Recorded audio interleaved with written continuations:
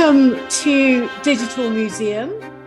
I'm Jibunnessa Abdullah, and today I am going to talk to you about how to format your PhD.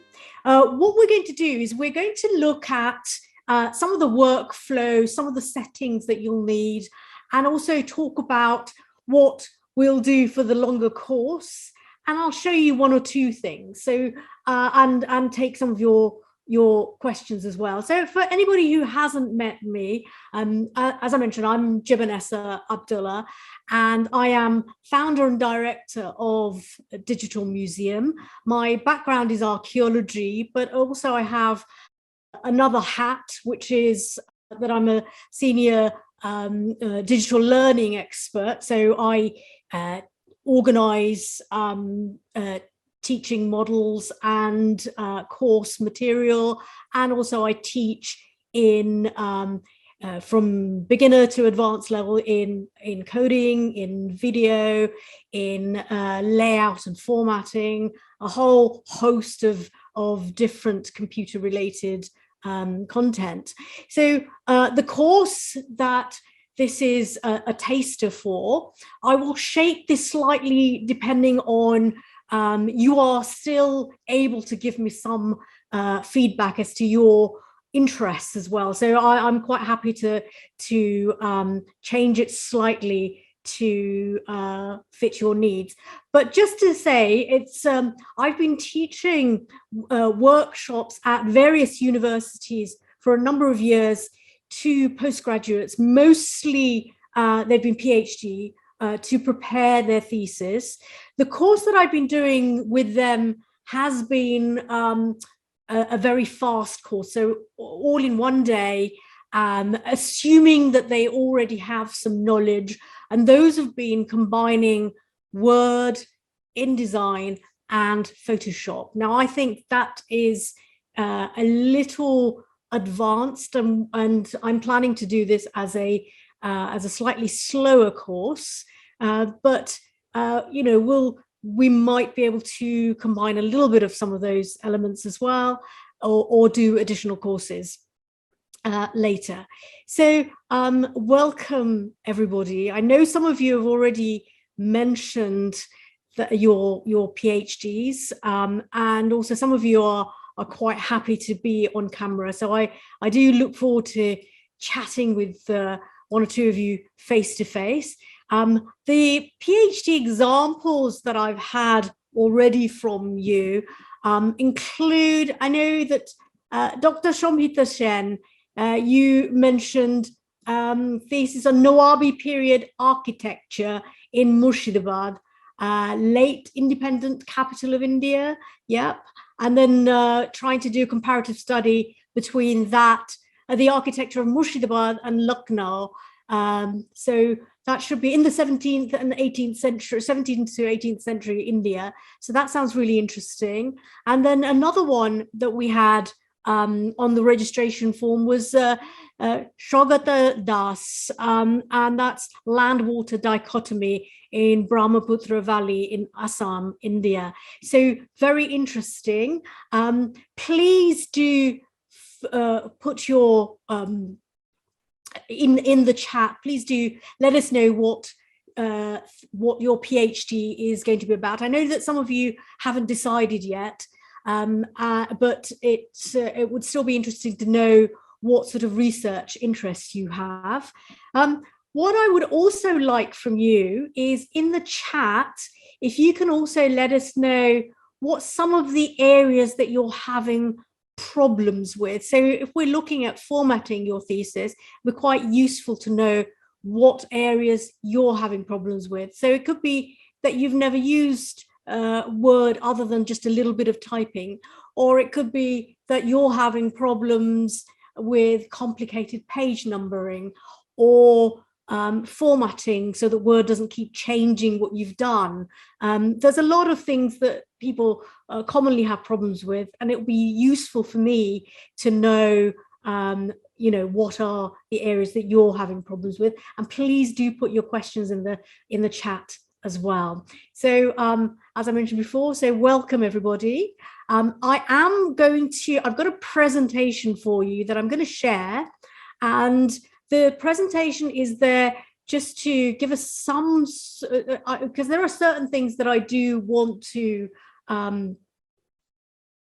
so there are certain things that I want to include in this session, and I'd like it to be quite conversational if possible. So if you can put some of your questions. So I see somebody anonymously put, what do people often omit to check that would help contribute to a favorable impression of the thesis? Well, I think if we go over, what I'll do is I'll go over the presentation that I have, and then I'll have a look at also we'll have a look at Word a little bit, and then one or two things I want to also talk about, why sometimes people might use InDesign, and also how Photoshop might play into this, and then we can look at some of the other bits as well. Yeah, so again, Serena has mentioned you've British Muslim communities engagement with the theatre. So that's, again, it's a very interesting subject for your PhD. So you're in your first year. So early days, and I suppose you're still thinking about what direction to take that. But what I'll do is I'm going to share my presentation. So I'll share the screen. As I mentioned, I've been working with digital learning for a long time. I'm also a digital learning consultant at the University of the Arts in London, and I've had clients such as the BBC, the Met Police, and a lot of community groups and other universities as well. Usually you're going to be working with an A4 paper. You're going to be printing on A4. As I mentioned here, it's got your format is in a legible form in typescript or print. I have sometimes had people asking me, can they produce their thesis in an app format instead? So could they, instead of writing it out, could they produce an app? Now, there are apps that you can create that are not, well, it depends what you want to do. However, a lot of universities do still ask you to produce a thesis as well, or certain types of reports. And there are also arts doctorates that are practical arts. So some fine art ones are actually expecting people to do produce a body of fine art work, but even there, they are also expecting some sort of report with that as well, and it's that we're looking at here. So it's going to be typescript or printed. It's got to be printed. You can print on both sides or on single-sided paper. The paper does have to be white or very, slightly off-white. Is fine too, but not brightly colored paper. I know these probably sound obvious, but they still need to be said. The other thing that I would say is that the paper needs to be this sort of weight, 70 grams per meter square to 100 grams per meter square. Now, most paper that you print on is let me see if I've got, so say, for example, something like that. This is normal A4 sheet of paper. That's about 80 grams. That's 80 grams per meter squared. And something like that is fine. 100 is the thicker, better quality. Anything more than that starts being the sort of quality that you print, if you were printing a birthday card or something like that. You don't want it to be too thick. So it's between 70 to 100, and it's GSM stands for grams, and it's grams per meter squared. So, and when you buy A4 paper, it normally tells you on the pack. I tend to like 80 grams. Anything lower than 70 is too light, and you'll see if you print it on both sides, and you'll actually see to the other side of the paper. So most this is quite a standard, really. The other thing that you need to think about is the binding. Does everybody know what I mean by binding? Does everybody clear about what I mean by binding? So for any book, for example, I mean, even if I just look at let's say I've just picked up this. Actually, I'll take this one.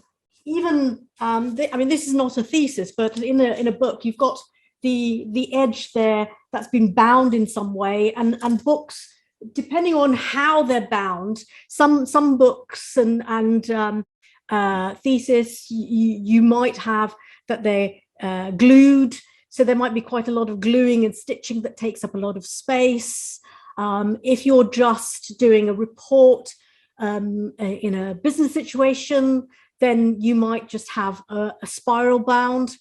So depending on the type of binding, or it could be just, in a magazine, you might actually just have staples. So depending on the type of binding, that will actually determine how much your left-hand margin is got to be. So you've got to allow for the binding, because what you don't want is for you to print it out and then find you've taken it to the binders to be bound, and then there's not enough space for the binding itself, and it wants, you're having to print it out again, change the margin, and then have to refit everything. So it's quite common to have a rule of 40 millimeters as the left-hand bind.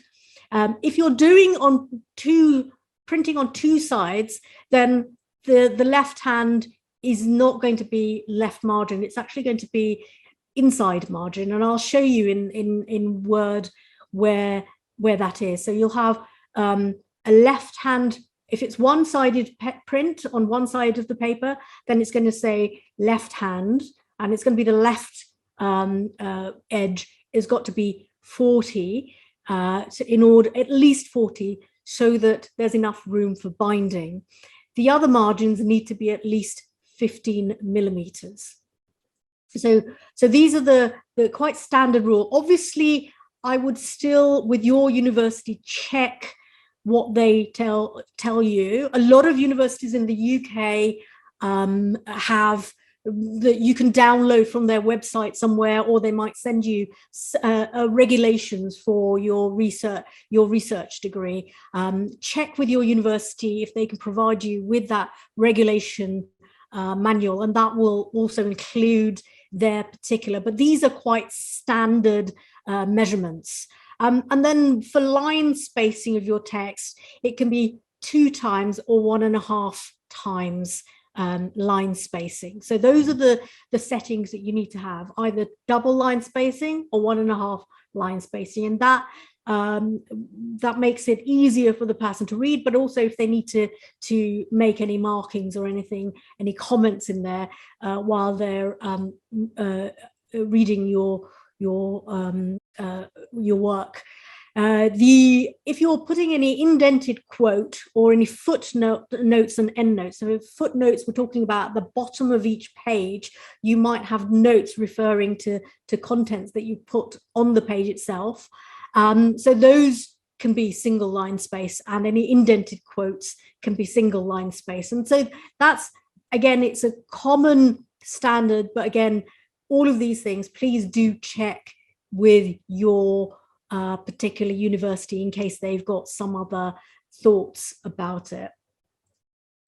And just to, before I go on, I think some of you have put 1 or 2 comments. I'm just going to go into those before I carry on. So I see, yeah, Gillian, you've studied studying for an MA in English literature at the moment. So that's great. So some of my interest areas are Victorian literature, fairy tales, fantasy literature, so that's great. So I'm glad to hear that you're enjoying the Digital Museum event. So thank you very much. But yeah, you know, it's never too early to look at these, and also some of these formatting practices will be useful for your your finished work for your MA as well, and in work as well, to be honest.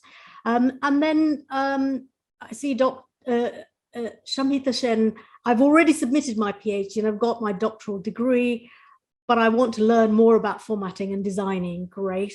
And again, you're enjoying the Digital Museum event. So I'm very, very pleased to hear that. And so in answer to the anonymous attendee question, yes. So some of these things, the minimum requirements of the formatting will immediately, you do need to adhere to those. So, and also the consistency of your design. So they do need to look consistent, as if you're, when you read a book or you read a professional magazine or something, it looks as if it's part of the same thing. So you're psychologically reading all the subheadings look as if they're subheadings, all the different chapters look as if they're a new chapter. So that consistency, it automatically makes your work look more professional, and it also makes it psychologically easier for the other person reading as well. So if you have tables and diagrams and photographs, if all your captions underneath are consistent, then they really help the reader. So other requirements, so page numbers need to be consecutive. I know that sounds obvious, but they need to be numbered consecutively, and that includes pages that have nothing but photographs. So they have to be, so for example, if you've got a diagram that's taking up the whole page and there's no space for a page number, that doesn't mean that that page doesn't have a number. So for example, if you've got that a whole map on page 9, the next page should be page 10. You don't ignore the page that says page 9. Again, it might seem obvious, but it's not always obvious to the person when they're trying to work with these things. So just to make it clear, yes, they do need to be consecutively, and the pages with the diagrams also have to be included as part of the page numbering. And then things like citations have to have a recognized standard, like the Harvard system, for example. And we'll look at some of those as well in the course. Your first page is going to be the title page. So your very first page is the title page, and the title page will have the full title of your thesis, the full name of the author, so your name, and any collaborating establishments, and then the month and year of submission. So that's the first page, and then the very next page is where you're going to have your abstract. So you're going to have 300-word abstracts, 300-ish word abstract, and it's I mean, many of you have already used to writing abstracts for talks and other things that you've given, but they have to the abstract needs to contain a synopsis and scope and nature of the work and the contribution that you're making. So, what is important about the research that you're doing. So now we're just going to talk a little bit about workflow. Now, what I mean by workflow is really looking at, when we start this, how we're going to organize it. And I don't mean organize it on the page. I'm talking about organizing your work. Now, your work goes into two categories, text and images. You might also have data that you've got in either a database or in an Excel file. I haven't included that on the slide itself, but we can talk about that. But just to put the text and images, if we look at that for the moment. So, for example, with text, what I would suggest is, if you're going to do the whole thing in Word, then I will set up the paper size and margins first. Again, something that seems obvious, but might not be, because you might be thinking, well, actually, I'll write the whole thing, and then I'll do the paper size and margin, which is also fine, unless you start putting in pictures and other things and start fitting things around. Then you'll find that you'll have to start reorganizing things. So if you're just going to do only text, then yes, you can set up your paper size and margin afterwards. I would actually recommend doing all of the text first and then bringing in diagrams and other things. That's something that I would suggest that you do. But once you've finished your text, if you haven't done the papers, if you haven't set up the margins before, do it at that stage. But I would still recommend doing it at the beginning, because then you've got it the way you need it to be. And then, as I've written, write the whole thing in Word, so the whole text. And that, I would say, even if you decided that what you want to do is do the finishing of your work in something like InDesign, and I'll talk a little bit about why you might want to do that. But if you are, whether you do it here or finish it off in InDesign, I would say write the whole thing in Word. The other thing that I would say is that many of you would have been used to, when you're doing paragraph, you type a paragraph, you press enter, it leaves a one space gap, and then you do another paragraph. What I would say is, don't do that. After each paragraph, only press enter once. We want to be able to say in Word what the space is going to be after each paragraph. If we press enter, then we've got less control. So it's much better if we just press enter once, then the Word knows that we're starting a new paragraph. And if we've correctly set it up, we can actually say to Word, every time you press enter, automatically leave a certain amount of space. And we can say leave a 12-point space, or a 24-point space, or an 18-point space. You're going to create the bibliography in Word. You can also create bibliography in InDesign if you do decide to take it in there. I would say that when you're typing the first time around, so as I mentioned here, write the whole thing in Word first. Don't try to keep your text plain. Don't worry about making certain bits bold at that stage. And the reason is because, as I put there at the last bullet point in the text bit, it says create styles. And what we want to do is create styles. And styles are something where you have a word, and you create something called a style, you name it.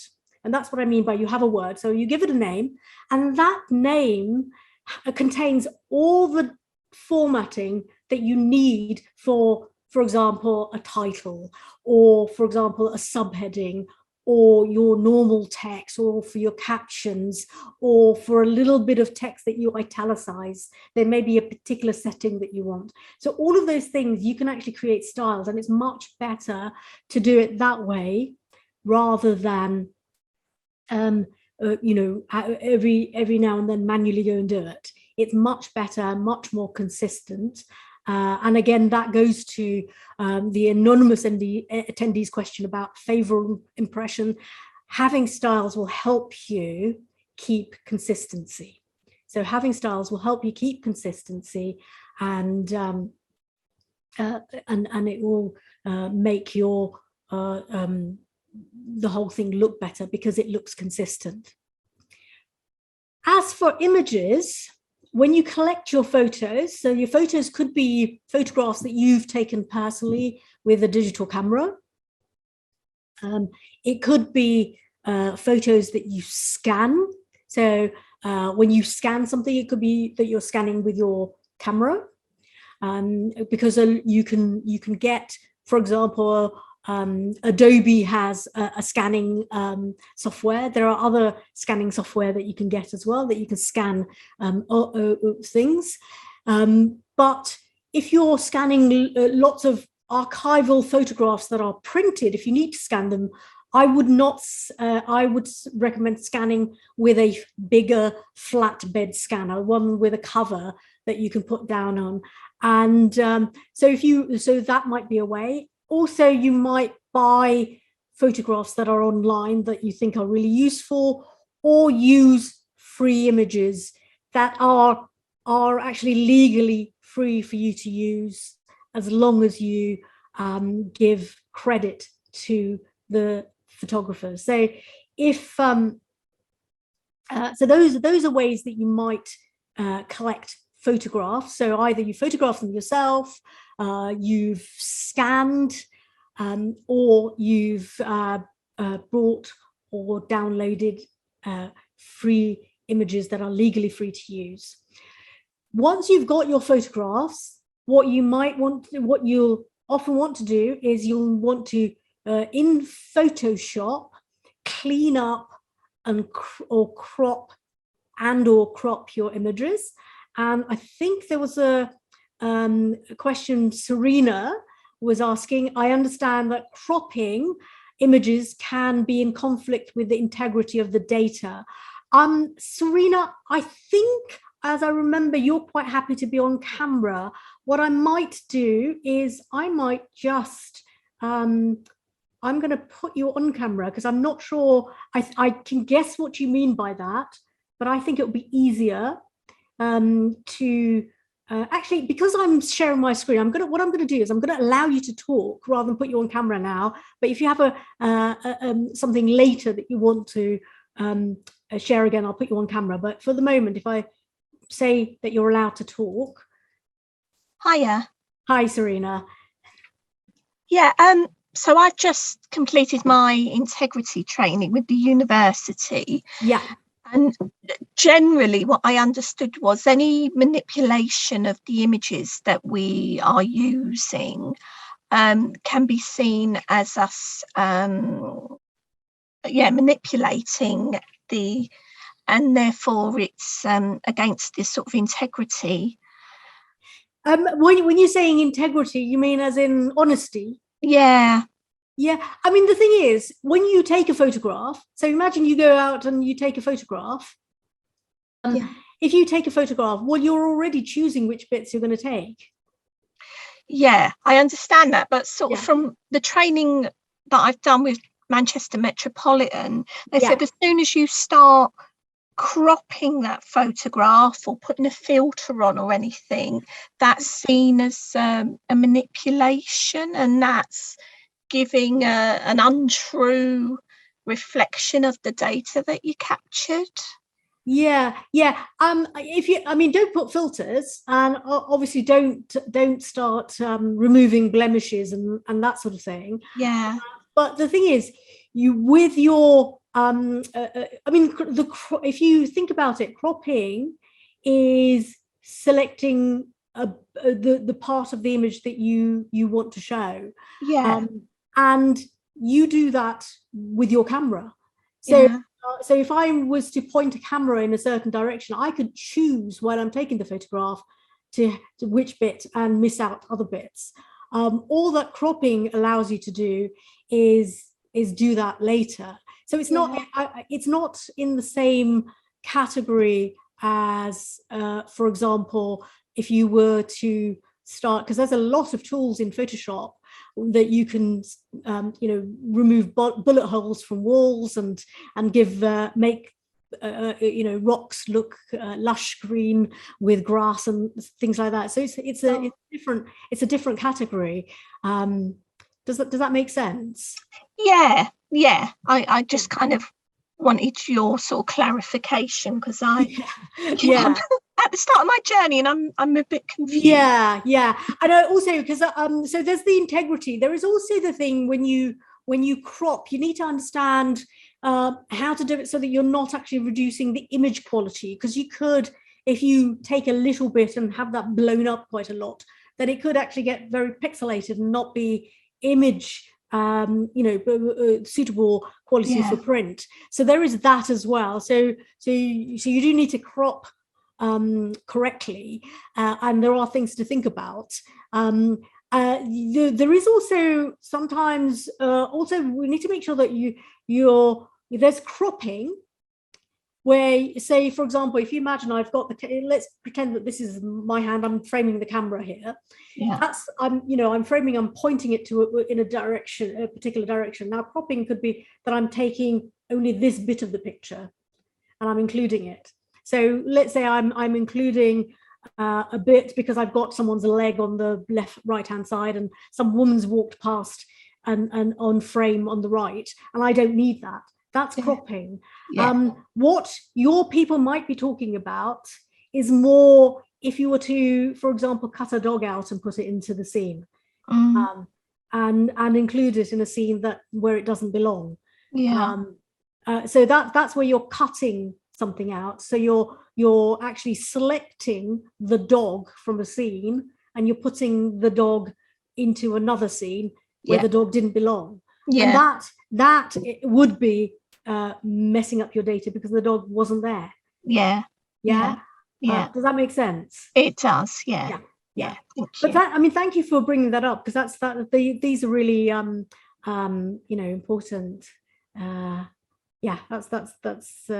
That's really important to understand.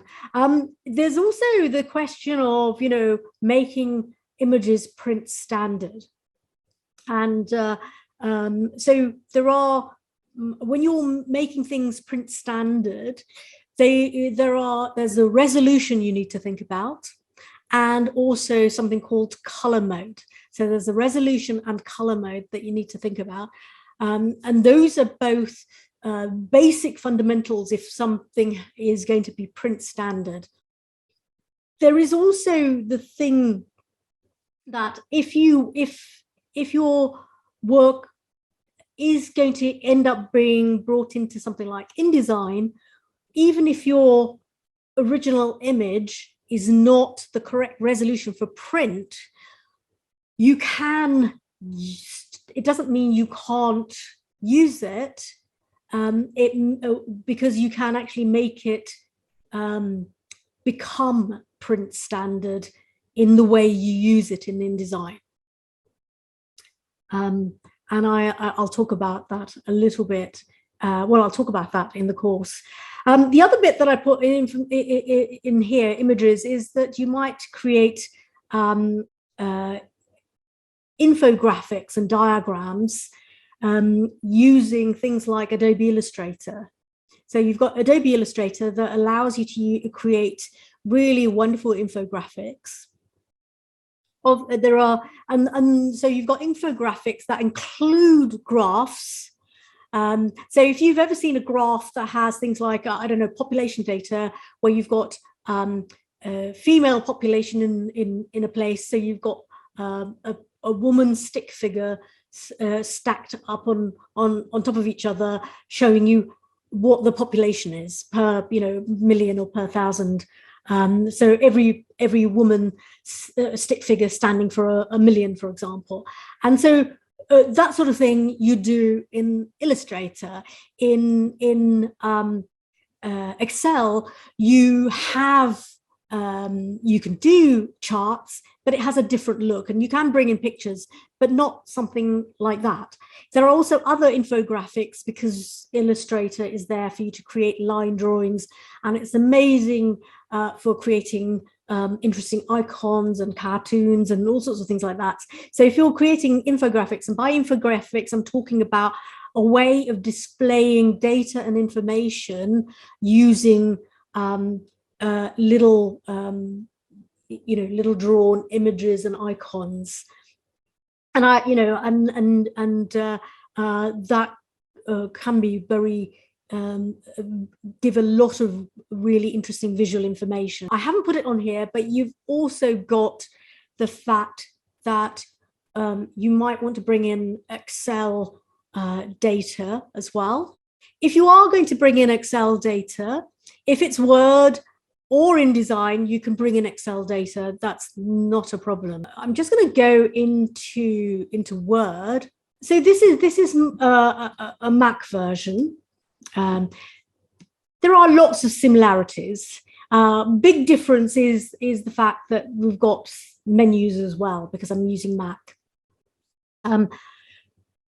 You can see here, and actually there are the other differences are there are one or two differences at the bottom as well, but not a huge difference. You should, whichever version, whether it's Mac or Windows versions, you won't be completely lost. You'll still be able to follow, but it's useful to know what version you're using.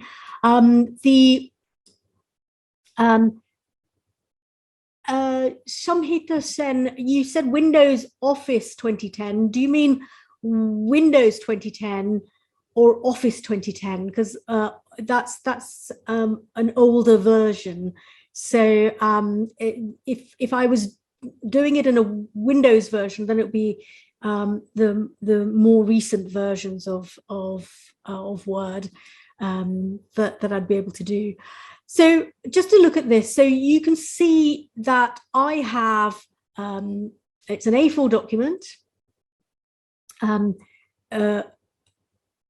yeah, so it's an A4 document.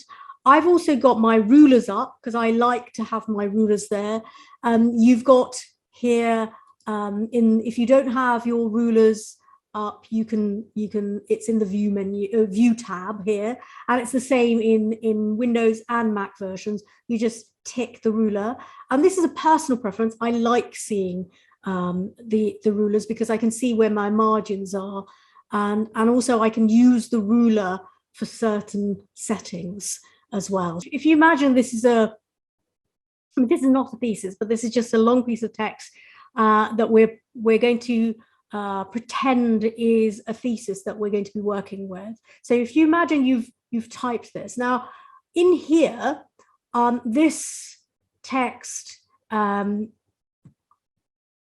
already been typed. It hasn't been fully formatted. However, what I will show you is if I go to this Home tab here, so in Word, there's a number of these are known as tabs. There is a thing that looks like a P pointing the wrong way. And if I click on that, you can see all your formatting marks. So for example, I can see that I've got a backwards P here, and that shows me that I've pressed enter only once. So can you see it? I've only pressed enter once, and yet I've got a space, and that's because I've set it up to have that space. And during the course, I will show you how you can do that too. So I've set it up to have that space, and you can set things like that. You can also set so that all your subheadings look the same and they look consistent, and I will show you how to do that. This doesn't have page numbers on it, but we can put in, you can see here there's two, and this is what it looks like. This is also, you can see it's not there's a little bit of space. What that space is, you can have a look here, and that's where you can set up 1.5 line spacing. So that is something that you can set up 1.5 line spacing. If I set that up, you can see that it's a much bigger space. Double will be even bigger still. So that's just one thing, but you do want it to be consistent. You don't want to have to manually do every single one individually. And just to remember that sign that looks like a P that's pointing the wrong way, that's showing you when you've pressed enter. When you've done something as long as this, what you don't want to do is waste time constantly changing certain things, or if you need to change the name of something to something else. So for whatever reason, let's say, I don't know, here I've got Fernand Broidel. Let's say if I needed to change that to another person because they are relevant to the finished work that I'm doing. And I've got this name coming up 20, 30, 40, 50 times throughout the document. What you don't want to have to do is you don't want to have to manually go and change that. You also, so I will show you how you can do it quickly, and also other things that you can set up that will really save you a lot of time. The other thing to think about is the fact that you are going to have quite complex page numbering. It's easy to put a page number at the bottom of the page, but remember things like your if you have any appendices, they're going to be numbered differently. You know, in any thing that you produce, you are going to need to create sections. There are ways you can do that in Word, but if you do that in, one of the advantages of something like InDesign is that it's easier to see where your sections are, okay? And it's with sections that you can have different page numbering styles, different ways to page number. So that's another important thing to bear in mind as to whether you carry on with doing the whole thing in Word or a combination of Word and InDesign. So those are some of the things that we're going to look at. The other thing to remember is if I'm in this paragraph, for example, I've got my cursor in here, I've got my ruler there. If I pull this square, then I'm doing this, that's not changing the margin. Or you can see all it's doing is it's bringing in this paragraph. So I would not manually do that unless I had a reason for just indenting the whole of a paragraph a little bit. But even then, I would, if I need to regularly do that, I would actually set it up as a style so that there is consistency. So any paragraph that you need to bring in, they all indent by the same amount. So that's really important. So there are a lot of other things that that the program contains that I will cover with you, including how you can do table of contents and footnotes and other things as well, in using Word. So we'll look at those and bringing in images.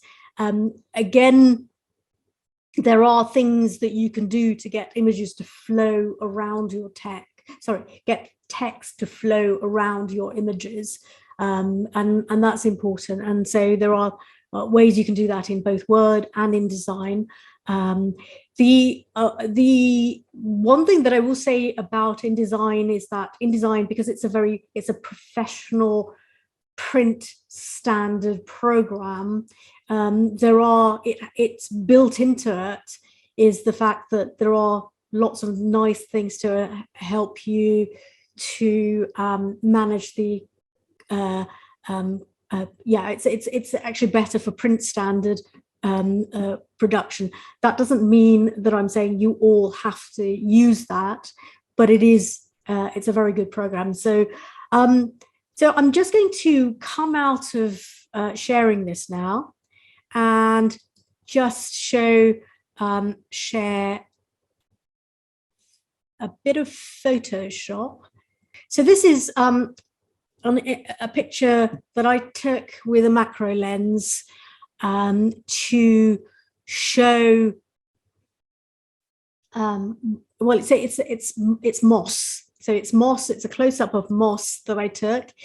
It's dark, but in Photoshop, what I can do is I can decide that I'm actually going to I'm going to correct this. I can correct it. The way I would do that is, so if I just show you that even images that look a little bit dark and not very interesting can be improved. So you can already see, and everybody see that this is, if you needed to get a close-up of moss. So I think, Serena, in answer to your previous question, this would not be seen as manipulation, because photographers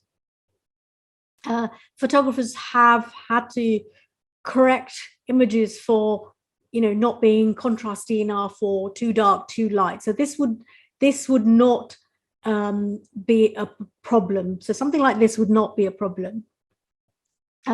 So all it is that you took the picture, it was a little bit dark, or sometimes the picture is a little bit light or washed out, or it could be that you've taken a picture and some of it's overhung by a tree or a canopy or something, and then you've got sunny. So for example, if you're doing archaeology and you're taking picture, well, you might have some of the photograph under shade and some of it is bright sunshine outside.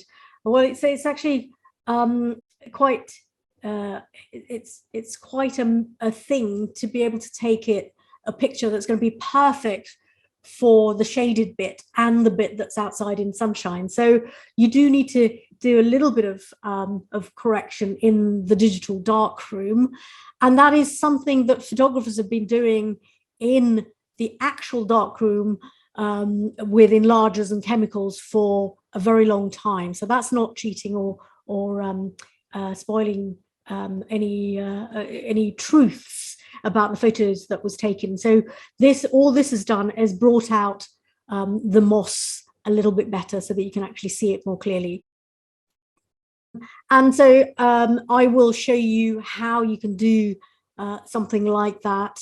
There might be certain instances where you need to sharpen certain pictures, certain aspects of pictures. Again, that isn't any problematic. So for example, I've done work with the Met Police and other police forces as well, where I've shown them you can actually to isolate certain bits of information, like for example the number plate or a face or something.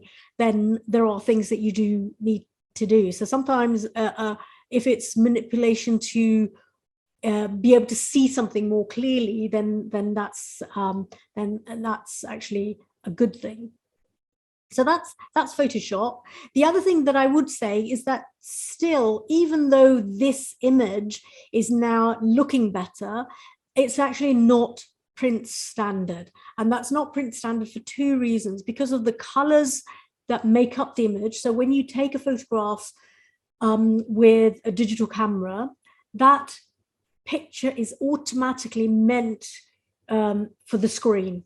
Okay, so for viewing on the screen, it's not, there are things that you need to do to make it suitable for print, and that's how the colors are made up and need to be changed, and that's called color mode. If you've taken a very good picture at either your camera raw setting or at a very high resolution setting, and it's a very, big dimensions are very big, width and height wise of the image, then with that and the resolution, then that part of it could be print standard. Otherwise, in the case of this image, this I know is not print standard. You can actually make the size, the resolution higher in InDesign, and you can actually, there are places where you can actually see that the resolution is now suitable for print, and that's where the beauty of InDesign comes in. So this is a quick look at Photoshop. There's a lot of other really interesting and complicated tools, and then what we'll do is I'll stop. I'll do a new share actually. I will go into an InDesign screen. So I'm in InDesign now.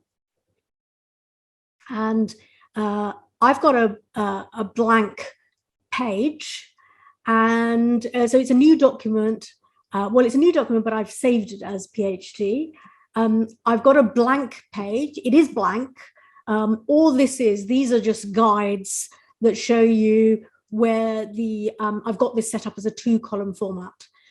Doesn't mean that my text has to be in 2 columns. This just happens to be in 2 columns. And all I'm now going to do is I'm just going to very quickly, so there's a thing called the pages panel, but I'm just going to very quickly, because at the moment this is just 1 page, and I'm just going to show you, and I'll do this, I won't say how I've done it, I'll just do this I'll do this very it looks like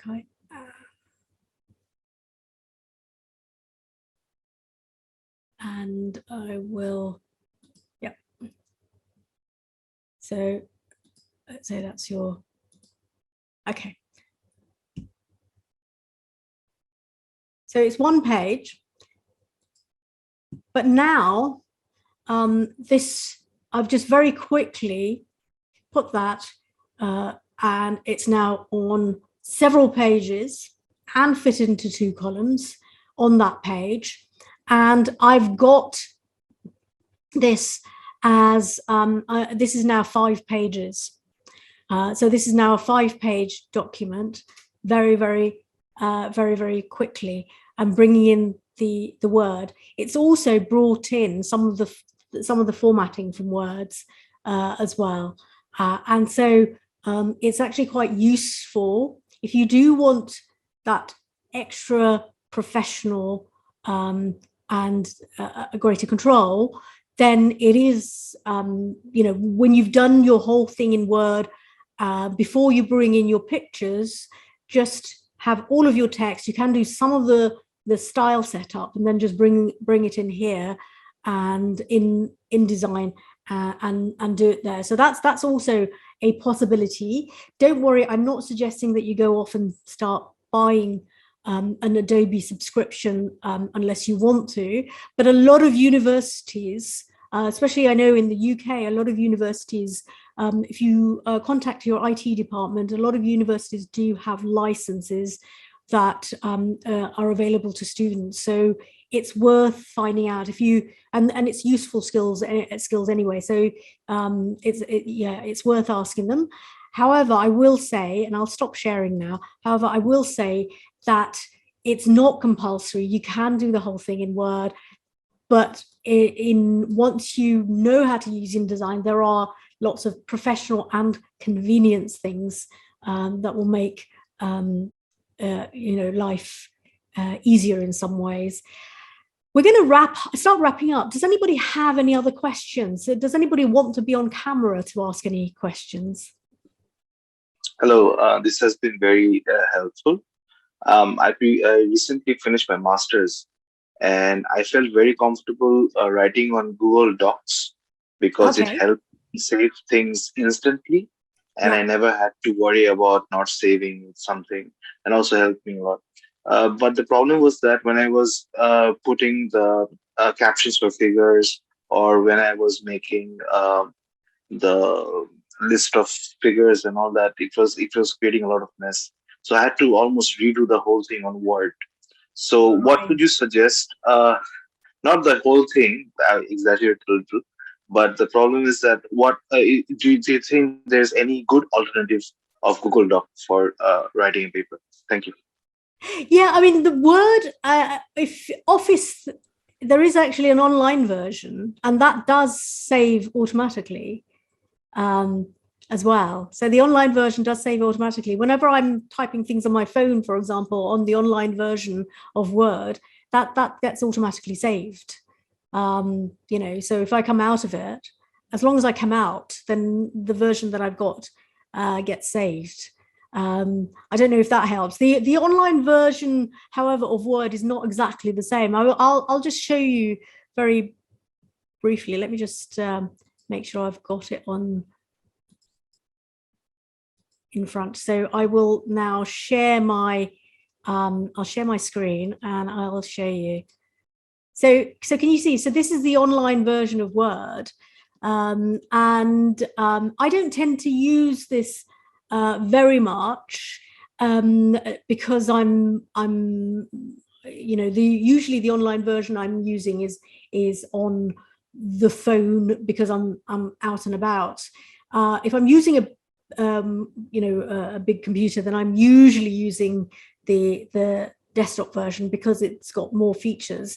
However, if I'm somewhere else and I need to work, then this can be quite handy. What you also get with the online version of Word is that you can, if you've got if you have audio, so say for example, sometimes it's actually quite nice to think your thoughts into an audio file. If you do that, there is actually, there is a transcription feature on the online version of Word, so you can actually transcribe your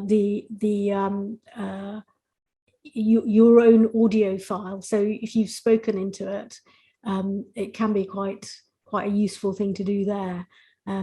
Yeah, so I mean, the course, unfortunately, because there's so many optional programs, we wouldn't be able to go and look at detail in all of them because there's so much to cover, even in, say, Word, to look at bibliography and how to do table of contents and all of those things. But if you join the course and you're having certain problems with Google Docs, for example, I'd be certainly happy to look at that. But unfortunately, it'll be difficult to go into all the different possible software that people use at that stage, apart from just commenting a little bit. Does that help? Yes, definitely. I somehow missed the online version. I'll take a look at it. Probably this would be better than Google Docs. Yeah, so have a look at the online version. I mean, it does say, you can save as, and the reason it says save as is because apart from, it's always save as because it's sort of assuming that you are going to be saving. It saves with a common name onto your OneDrive. If you would like to know about InDesign and Photoshop, we'll cover a little bit of image things in Photoshop, but it's going to be a small amount, really. But it is important. If you do want to take your work into InDesign, it will. Please do let me know, because I do plan to do other InDesign courses. We can gear it around you're working with your thesis as well. So I hope you all found that really useful and enjoyed the taster session. I will let you know, I'll send you links and registration information for the full course. If there's any other digital courses that you think you would benefit from for your PhD work, then please do contact me and let me know. So so I will now say goodbye and enjoy the rest of the day.